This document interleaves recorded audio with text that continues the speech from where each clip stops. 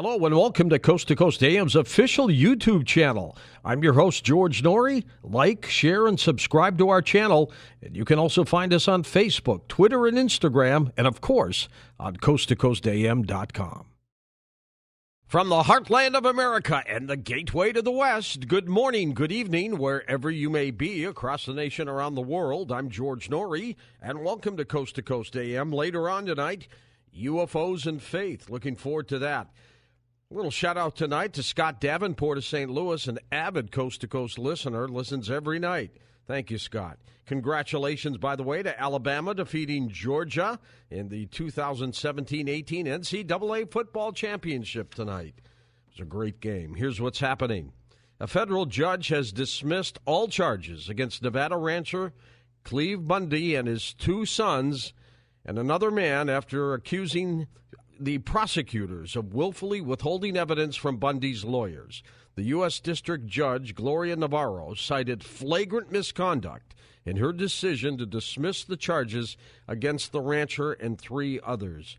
It was a good decision. Bundy's supporters cheered as he walked out of court, a free man hugging his wife. He said he'd been a jailed political prisoner for refusing to acknowledge federal authority over the land around his cattle ranch. After months of shying away from the toxic topic, Democrats are increasingly embracing political rhetoric that flirts with the impeachment of President Trump. They are signaling a strategy that could work its way into the mainstream in the 2018 midterm elections. If the Democrats capture more seats, they may try to call for the impeachment of President Donald Trump. It's a bizarre story. Already they have collected some 4 million signatures demanding the president's impeachment. It's going to be a strange, rough ride, isn't it?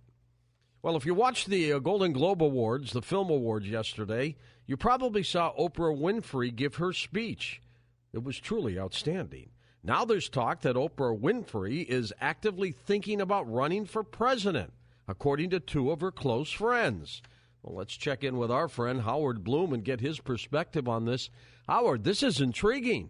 It's amazing. I hit it when I heard about it this morning. I was totally skeptical. I thought it was a joke, but I've changed my mind after spending 3 or 4 hours researching this. I never call you with a joke, Howard. You know that. So here's the deal. Why should Oprah Winfrey run for president? Donald Trump proved that you can win the White House with no political experience. Now, whether a talented amateur can run the White House or ruins the White House is something we have yet to see. Now, what are Oprah's qualifications? Donald Trump built an empire that may be worth as much as $3.1 billion. Oprah Winfrey is running neck and neck at $2.8 billion. But Trump started with between $40 million and $200 million from his father. Oprah started from nothing. Her mother was a cleaning woman. Biography.com points out that according to Forbes magazine, Oprah was the richest African American of the entire 20th century and the world's only black billionaire for 3 years running. Life magazine hailed her as the most influential woman of her generation. In 2005, Businessweek named her the greatest black philanthropist in American history. And Investor's Place adds that Oprah Winfrey, get this, has a net worth greater than 30 different countries on the planet Earth. Investor Place also reports that through 2015, Oprah was still the only African-American woman on the Forbes 400 richest Americans list. The Oprah Winfrey Show, which ran from 1986 to 2011, remains the highest-rated daytime talk show in American television history. It won the Daytime Emmy for Outstanding Talk Show 10 times before Winfrey pulled it from consideration. One study found that Oprah was personally responsible for more than 1 million votes cast for Barack Obama in the Democratic primary. Now, what does this prove? Oprah can build and run a complex operation, a business empire, just like Donald Trump. And Oprah not only understands what we are feeling, she is one of this planet's best articulators of the things we need but can't quite put in words. But the most important reason Oprah should run for president is what she believes in. As I told you, I was totally skeptical about Oprah this morning. I thought it was a total joke. But when I read Oprah's acceptance speech for her Lifetime Achievement Award at the Golden Globes last night, I choked up. George, you know this. My religion is the truth at any price, including the price of your life. Right. And that is exactly what Oprah Winfrey was preaching. She said, what I know for sure To a crowd, she said this, standing on a seat and cheering, "What I know for sure is that speaking your truth is the most powerful tool we all have. It's the insatiable dedication to uncovering the absolute truth that keeps us from turning a blind eye to corruption, to injustice, to tyrants, and to victims and secrets and lies. And after a year when lies have been king, I would vote for this any day of the week." We shall watch how this one unfolds, Howard. Thanks so much. 3 people have been found dead, another critically wounded early Monday in Galveston, Texas, in what police are calling a sad murder-suicide there. Geez, the madness continues. A hearing is set to begin in Los Angeles to decide who has the right to the remains and estate of cult leader Charles Manson, who died in November. Who would want it? The 83-year-old was not originally thought to have named a next of kin, but multiple claimants have emerged, including a pen pal, an estranged grandson in Florida, and another man claiming to be Manson's long-lost son. United States astronaut John Young, who flew to the moon twice and commanded the first-ever space shuttle mission, has died at the age of 87, a true American hero. Stephen Cates, Dr. Sky, of course, will be one of our guests at an upcoming event. I'll tell you about that later on tonight. But, of course, here he is now with his weekly report. Stephen? Hi, George. Wow, rocket launches top the news here as we begin this new week here. Sad to say, the rocket launch that SpaceX had with a so-called secret military payload may have never reached orbit, and the jury is still out on what is exactly happening or happened to that particular billion-dollar spacecraft. But there's some 30 SpaceX launches that are scheduled, whether they be in Florida or in California during 2018. SpaceX has had successes, great ones, in some 18 launches in 2017. But to end off on SpaceX's launches, get set, folks, and George, for the big Falcon Heavy rocket launch that's scheduled hopefully sometime at the end of January from Launch Pad 39A, where many of the Apollo astronauts went on to the moon. Here's a tip, as we told all of our listeners, George, that would be reminding them of launches to come. West Coast sky watchers in Central California or even in Los Angeles area may indeed get to see the launch, a daytime launch, of the next of a series of secret spy satellites, this one called the NROL-47 of the National Reconnaissance Orbit Office, I should say. The Delta IV rocket is scheduled to launch this particular payload Wednesday between 12:30 p.m. and 5:15 p.m. Pacific Standard Time, but weather conditions may change that. George, the great event of the month of January, in Dr. Sky's opinion, is this great total lunar eclipse. Many are calling it the super blue blood moon, something that hasn't happened in 150 years, and we'll, of course, be reporting on it. But ending off what the listeners tell me that they like most is the live sky. So, folks, George, everyone, early on Thursday morning, sky watchers look to the southeast just before sunrise for a beautiful conjunction of the moon, Jupiter, and Mars, which are already in conjunction, makes for a beautiful sight in the southeastern part of the sky. Dr. Sky reminds everyone, of course, always remember to keep your eyes to the skies. Email me at drsky.cox@cox.net. Thank you, George. Thanks, Dr. Scott. As I mentioned, Dr. Sky is going to be one of our live event guests in Scottsdale, Arizona. I'll be talking about that a little bit later on in the program. Really looking forward to his visit. Up next, he's back, Stephen Quayle, as we talk about giants, weather modification. He's been busy working on a couple documentaries. Stephen is next with us on Coast to Coast AM. And welcome back to Coast. George Noory with you. Stephen Quayle back with us for more than 25 years. World-renowned radio personality, prolific author, documentary producer. Stephen has been predicting the rise of the invasive artificial intelligence, killer robots, giants, super soldiers, genetically modified monsters with incredible accuracy since his days as a very popular host. Quayle has seen one of the most fiercest opponents to the transhumanist agenda. He is like Paul Revere, and he's been sounding the alarm to prepare the people in anticipation of an impending battle for the very soul of humanity. Stephen Quayle, back on Coast to Coast. My friend, how's the family? Everybody good? Everybody's good, George. And what a delight to be back with you and the listeners and the Coast family. And what's astonishing is every day the AI, artificial intelligence, singularity, transhumanism, longevity, all of these terms that 25 years ago, most people, some weren't even around them, but most people just couldn't embrace the idea of transgenic, meaning cross-species, genetically altered, if you will, constructs. In other words, combining animal and human DNA. And now you've got YouTube videos of people actually in the home labs modifying their own DNA. So what's astonishing, I think, is that when you and I did a show on a book I did a long time ago, 15 years ago, Genetic Armageddon, Today's Technology, Tomorrow's Monsters. Well, here's the problem. When anybody sees or determines or details the future, you have the skeptics, you have the scorners. But once that point arrives, and I believe we're there, then you get into the realm of what are the consequences. You know, there's a book called Unintended Consequences, and I think that the whole genetic manipulation, Hugo de Garis in his book on Artilex, which is artificial intellect, one of the most famous neuroscientists, if you will, in the world, one of probably the top three guys. He basically was one of the founders of autonomous systems, and now he's concerned because he said, basically, will robots rule or will humans rule? And my take on this is that there are forces working that ultimately want to destroy all mankind and substitute their own creation. I'll give you a good example of that. We now have robots that have been programmed being able to initiate new languages between them. Do you remember that story that was pretty provocative? Yep. And so, you know, when I was talking about, and I'll do this as tactfully as I know how, which may not be very tactful, but the point is that I'll try.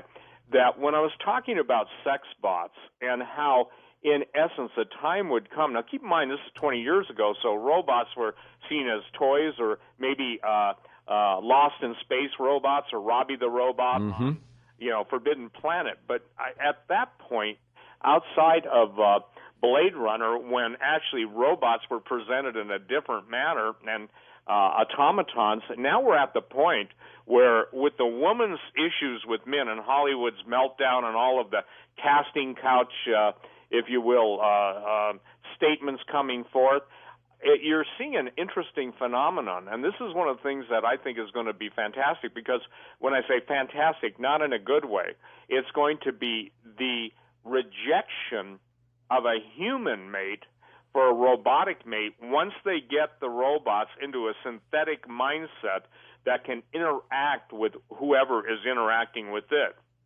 Also, now and this is really, I'll be tactful here, okay? Don't get me knocked off the air here, Stephen. Yeah, no, I won't get you knocked off the air. But the point is that whoever would read even the front of Matt Drudge's, excellent report, the Drudge Report. Look at, and I'll just say this, look at all the stories on robots. Look at all the stories on robotic sex mates, etc. And you can see, George, in my opinion, how this is going to lead to basically the isolation of the female human beings from the male human beings. And a good example of that is, and you always ask me about prophecy, we'll deal with it right away. In the book of Isaiah, one of the Old Testament prophets, in the 4th chapter, talks about the time when 7 women will take hold of one man, saying, take away our reproach. And the fascinating thing is that to be barren and to be without a husband was not a good thing in those days. And now you have, in my opinion, the fulfillment of a multifaceted prophecy coming to pass.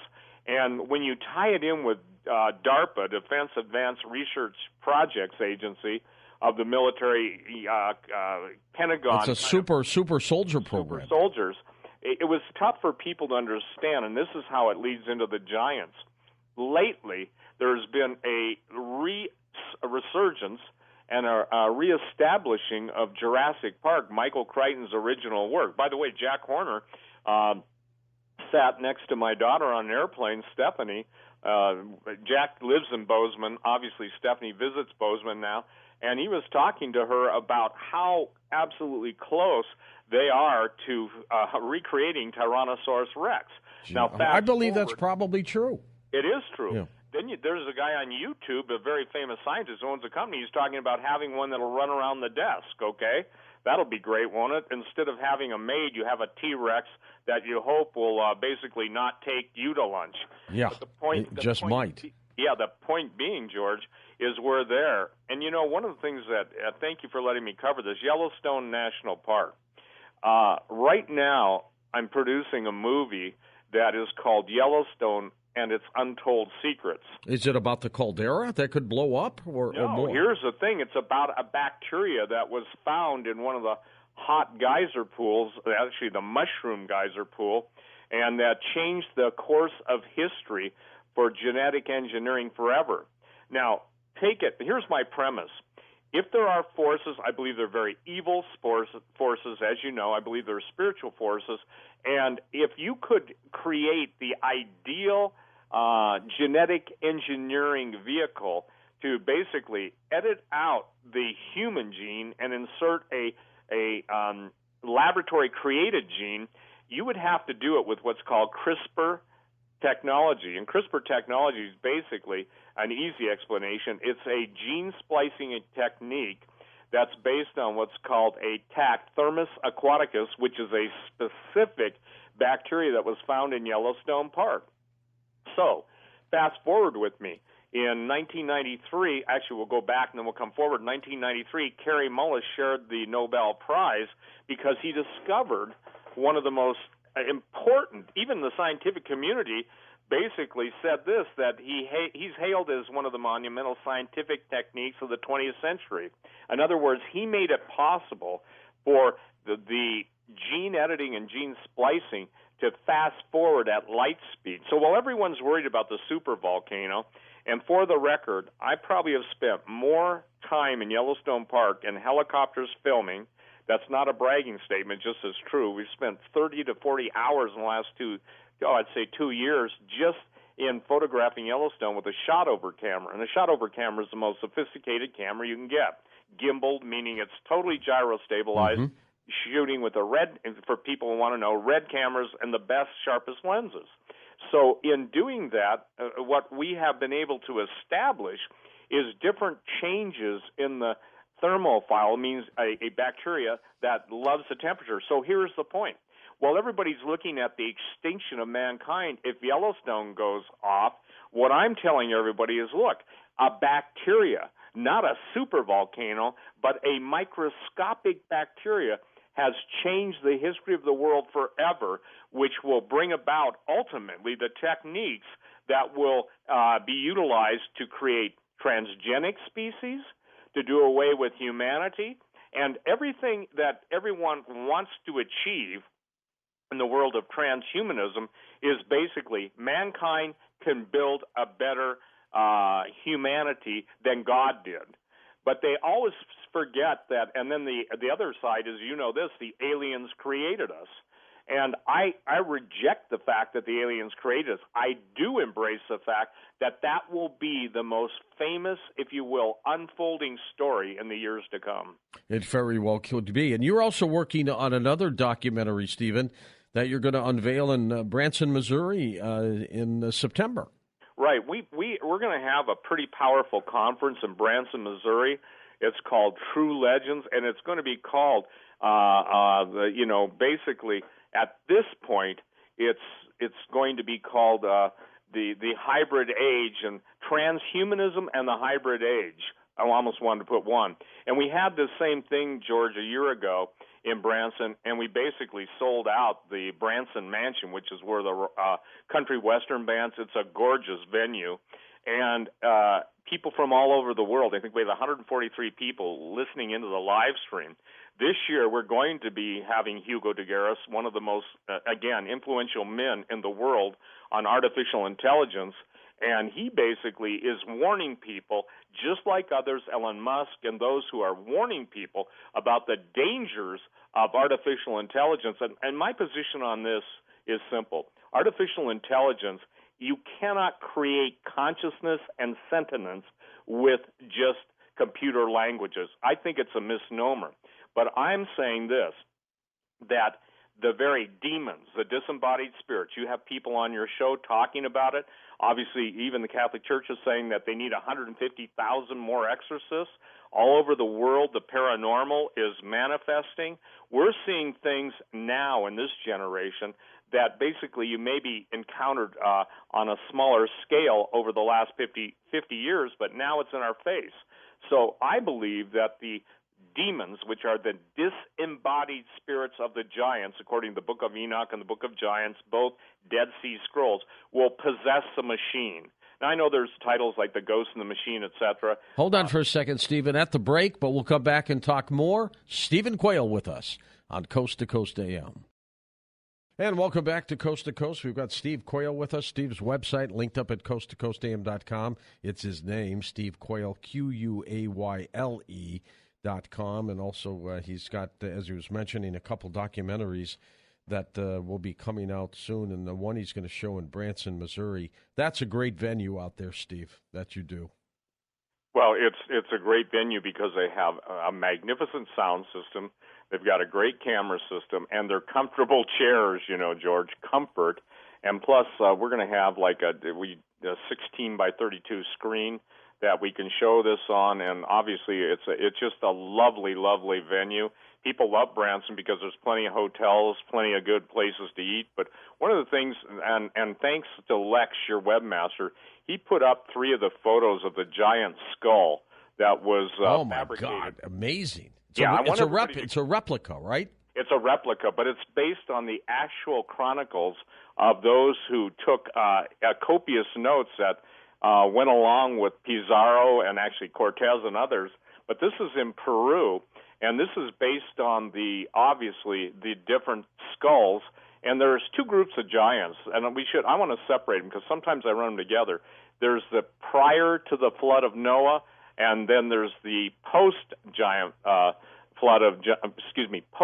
giants, and this one is from the pre-flood, and this is the actual dimensions as chronicled in the old 1560 through 1620 year actual old manuscripts. So what my friend Mark Patrick did is he took, and by the way, he's one of the finest anatomic sculptors in the world. That's not bragging on him. He's just that good. And so that's the size of this guy. And this guy would be somewhere between 24 and 30 feet tall. Jeez. So George, it's hard. You and I have talked about giants for so long, and I would encourage everybody to go on coasttocoastam.com and go where the different pictures that are being shown for tonight, because Lex put up 3 different pictures, and that will be there. Plus, for the people that want to sign up for the conference, and it links to the conference sign-up. By the way, typically we sell out in about 3 months, 4 months, but based on last year, I would say this: if you want to see this stuff and hear some of the best speakers in the world, here's where this becomes relevant. There is a specific Black Ops program. Black Ops just means secret operation. You want to know where $21 trillion goes? It goes into That's right. that stuff. And to extract viable DNA. And the viable DNA is obviously from these giants is different. Even the longevity of the giants, but also they call it the Hercules gene.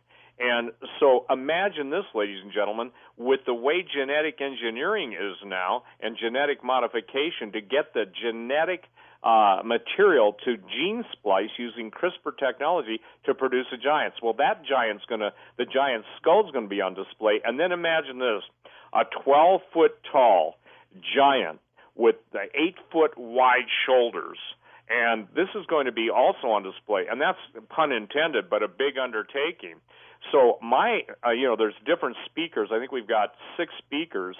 And the thing is that mine is going to be on the extractable DNA and DARPA super soldiers, and then, if you will, the possession of machines by evil spirits. So it's one thing to have a robot. It's another thing to have a robot that becomes demon-possessed. Now, listen, I talk all over the place and pretty much all over the world through the Internet, and what people don't understand is the idea of evil spirits goes back to the times of the most ancient recordings. And even though people knew there were good and bad spirits, they always tend to worship the evil spirits. Right. Now, obviously, I stand on my biblical position that there's a duality in the universe. There's obviously the devil, there's obviously God, there's obviously Jesus, and Jesus made the statement that the gates of hell will open. I propose to everybody that the wild imaginations, the dreams, even those things that have been horrifically portrayed in horror movies, slasher movies, I believe those are what I would call demonic outpicturing. And for people, I heard the guy that you were interviewing that, why do you guys believe this, that, or the other thing? On the question of giants, just in my 40 years of researching it, there are over 10,000 written records that I've been able to locate. And what's interesting, and this is what's going to be really fascinating to people, to my knowledge, we're the only guys to ever interview a Smithsonian insider, because the Smithsonian cover-up, you type that in on the Internet, and he was the only guy that's ever been allowed to come forth, and he did come forth, not because he was allowed, with the information that the Smithsonian has 4 of these giant warehouses, 100 yards long, George, 4 levels down, with intersecting corridors, and they have all of the ancient artifacts in giant vaults and on ball bearings, so they can pull them out, they can rearrange them, and they can hide them. He was showing Egyptian mummies taken from the Grand Canyon. Now, this is an eyewitness. I know the guy. He's very famous in his field. My goal is never give anybody or put him in harm's way. Mm-hmm. His father-in-law, and people can go look this up, his father-in-law at one point was one of the most famous geologists, if not the most famous geologist in the Grand Canyon, named Dr. Payway. His dying will, his brain he wanted literally to be put in a jar and to be put next to John Wesley Powell. John Wesley Powell became the curator of the Smithsonian. He's the one that went in the Grand Canyon, and John Wesley Powell was part of an intentional cover-up. So the movie that I'm doing right now, the DVD that'll be out in probably 2 months, is the Egyptian presence in both the Americas and the Pacific Rim and the Great Smithsonian cover-up. So this gentleman went into such detail, and you can look it up, Dr. Payway, P-E-W-E. You can also look up the Cosmos Club. Are you familiar with the Cosmos Club? I am not. Well, I wasn't either until this gentleman told me this. And it's a club for it's handpicked the most, if you will, well-accepted, the most well-researched scientists in the world in the geological arts, the anthropology field. These guys get together and have since the time of its inception. Look it up. Cosmos. Are they mainstream thinkers, or do they think outside the box? They really are outside the box, but they're the control mechanism. George Orwell said this: who controls the past controls the future. Who controls the present controls the past. And right now we're at the who controls the present controlling the past.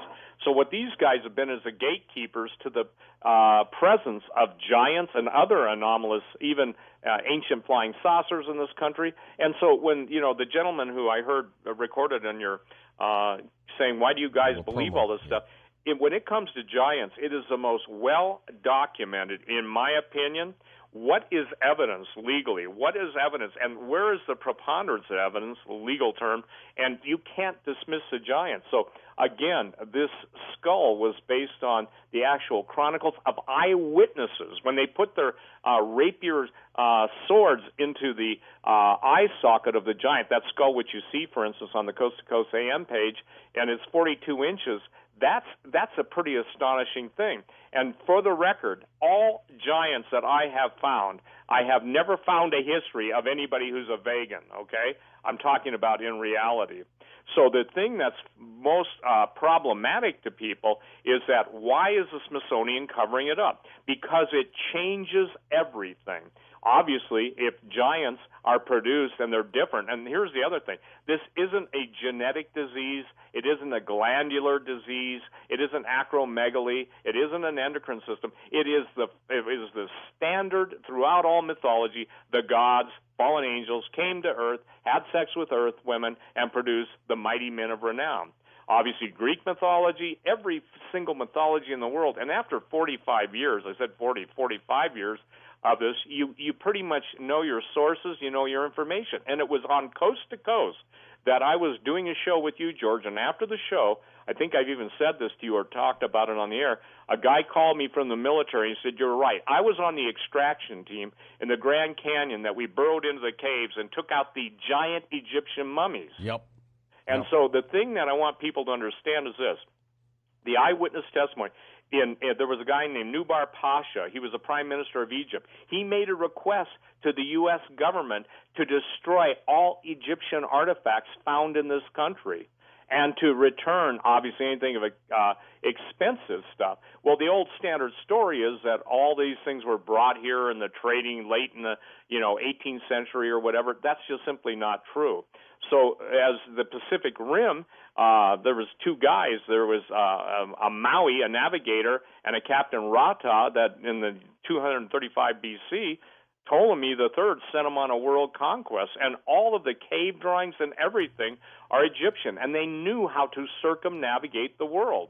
Aristophanes, and people should look him up, the curator of the Library of Alexandria, was basically advanced mathematics. It is my contention that the fallen angels weren't like Shrek the Ogre, incredible brilliance, and I believe that in what we're seeing in the world is being orchestrated by one-third of the angels which rebelled, fallen angels, and I believe that you're going to see so many supernatural events, and the Bible talks about this time of great deception. So there's two camps, even within the Christian world. And that's not a good thing, is it? That's not a good thing. And I went back and looked. You and I have discussed, our mutual favorite Twilight Zone, To Serve Man. Yeah. But I went back and looked at the V series. You remember that? Yep, sure do. And V was the same thing. The reptilians were able to, basically put on human skin, but at the heart of the matter, they weren't here to save us. They were here to eat us. Now, it's fascinating because that was in my opinion, that was one of the best series ever made. But what people have got to understand is this. The Great Smithsonian cover-up is taking place because they want to write the history that takes away from real history so they can control us in the future. In other words, lie about the past, control us in the future. This gentleman also went on to say that they were CAT scanning an Egyptian mummy, and the guy that allowed him to see his father-in-law's brain, again, Dr. Payway, he basically said that, that's all. But he said, we have 20-foot skeletons. So when people say, well, I won't believe it unless I see the bones, you got to understand that that's why they did away with the bones. And that's why when people find this stuff, and I want to tell all the Coast listeners, if you're in the Ohio River Valley or you turn up any of this stuff, number one, do not tell the authorities. Number two, do not even speak about it. Number three, if you want to get a hold of me or somebody like me that's an investigative filmmaker, whatever, do it that way. But, George, I've had people that listened to me on your show that contacted me that turned up 2 9-foot skeletons in a field in Ohio. They shot their mouth off to the local postmaster, and the postmaster immediately called the FBI, and the FBI showed up. They took the skeletons, and basically they threatened these people with their life. Huh. And, when you're a farmer, you're not used to being threatened. That's a real story. So whether people want to believe or not, here's the thing. By controlling the history of the past, they control the future. And this is why the secret societies are priming everyone for disclosure. And you've seen it. Remember when Mars didn't have any water and there was no signs of life? And now it's everywhere, right now there? It's everywhere. And when you have me on your show to do my book, Empire Beneath the Ice, which, by the way, has been one of the most successful books I've ever done, I said at that time, I said it on my own QCasts, which are on my YouTube channel, that watch, Mars will dominate the headlines.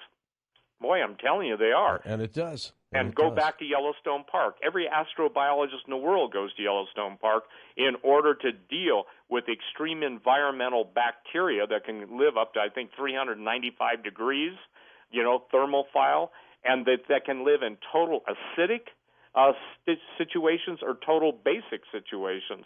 And what is important is that now they're typing the Martian, if you will, meteorites in the Antarctic. They're going to spring this on everybody that, guess what? The Martians created us. Tie it in with Egypt. Egypt, Cairo, is called the city or encampment of Mars.